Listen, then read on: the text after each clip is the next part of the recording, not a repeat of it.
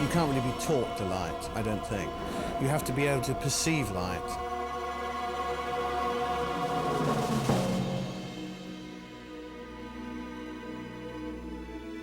Every one of us wakes up in the morning and sees the sun very low, creeping across the grass, through the trees or whatever, through the city, through fog, all the rest of it, and we can appreciate that light. And what you need to do to learn to light is to say, well, I like that. Why do I like that?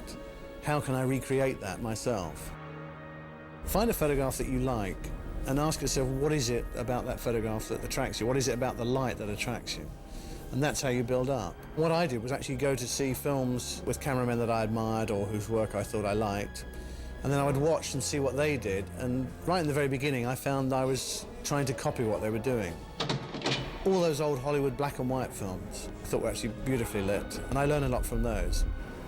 Greg Toland, his most famous effort is Citizen Kane, but actually made a lot of other films, Wuthering Heights, The Long Voyage Home particularly, which is the most interesting film visually. And not a film that's very well known, which is a shame. But he did some great effects with light, and he experimented a lot with a long depth of field where everything's in focus. And what I picked up from him was shadow and darkness. I think people nowadays don't use enough shadow and darkness in their films. I like to do things where the light is coming in of little orifices here and there. A smoke atmos always works well with light. It actually creates a background in itself, and you can stand to one side, not see the grill, and just see the beams of light coming through the grill, and that itself makes, I think, a very attractive shape.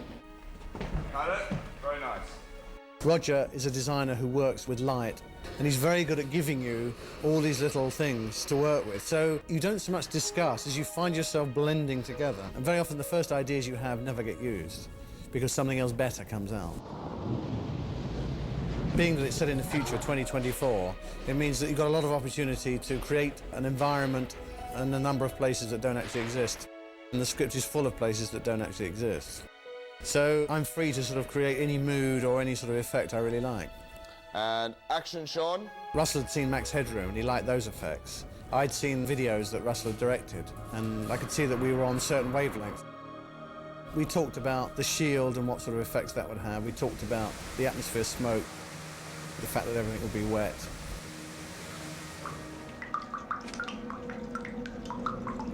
The whole thing about the city street set is, of course, it isn't a real street, but it has to have the illusion of a real street. So a lot of the energy goes into just cabling up and just supplying electricity to every single part of that set so that the camera can move fairly efficiently in any one direction. Then from that, you build up the look that you're going for and the type of light you like to use. I like to use light which is backlit. I find that creates an illusion of 3 dimensions. It's always attractive to look at.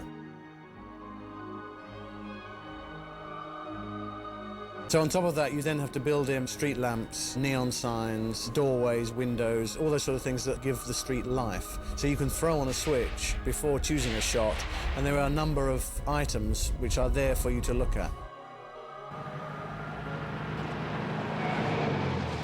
Now, the shield itself has a sort of ripple, and that's been the most difficult thing to achieve, particularly as the actual rippling effect won't be done until the principal photography is completed, probably 3 or 4 months later. I'm involved at this point in discussing with the optical man how I can do something to help him and what he's going to do to help me.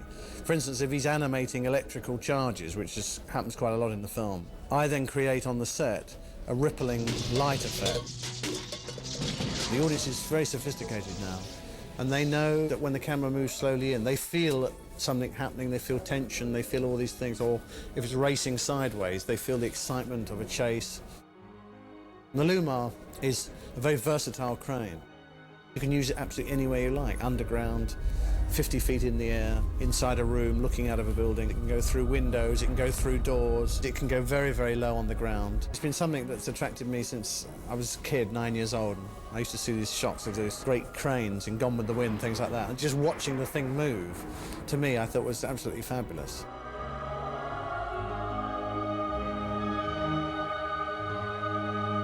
At the end of this film, I will take a holiday for about 3 weeks.